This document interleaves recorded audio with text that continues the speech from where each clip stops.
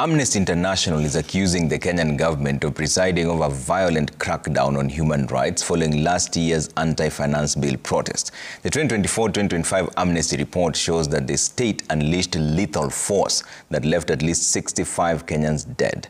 The human rights body is now demanding justice for the victims and prosecution of those responsible, as well as an end to the state's escalating repression of dissent. In June 2024, Kenya's streets erupted in fury over the finance bill. Protesters, young and defiant, faced a brutal response. The National Police Service unleashed deadly force, leaving 65 people dead. A damning report by Amnesty International has laid bare Kenya's deepening crackdown on civil liberties. Kenya's section outlines a sustained crackdown on civil liberties. This includes the use of excessive and unnecessary force by the National Police Service during the 2024 nationwide protests.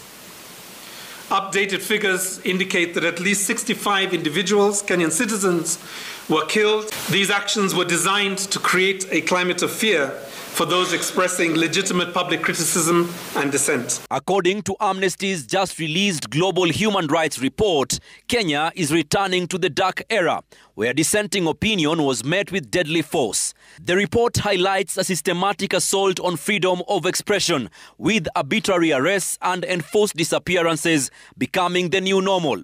And with IPOA saying it has completed just 22 out of 60 death investigations, critics have poured water on the statement by IPOA, arguing that the agency is a government entity and cannot bite the hand that feeds it. Amnesty is now calling for the prosecution of officers linked to the killings highlighted in the BBC's Blood Parliament documentary. Officers allegedly responsible for the deaths of Gen Z protesters. The government spokesman Isaac Mwaura hit out at the BBC, saying they did a one-sided story. Those who did the documentary should have sought government opinion on the same so that they can be fair and balanced, and so that we can have a proper story that also shows the two sides of the situation.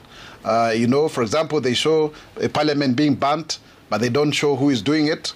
They seem to minimize the various the vandalization that happened in Parliament, and going forward, because we cannot have a country that also is led through anarchy.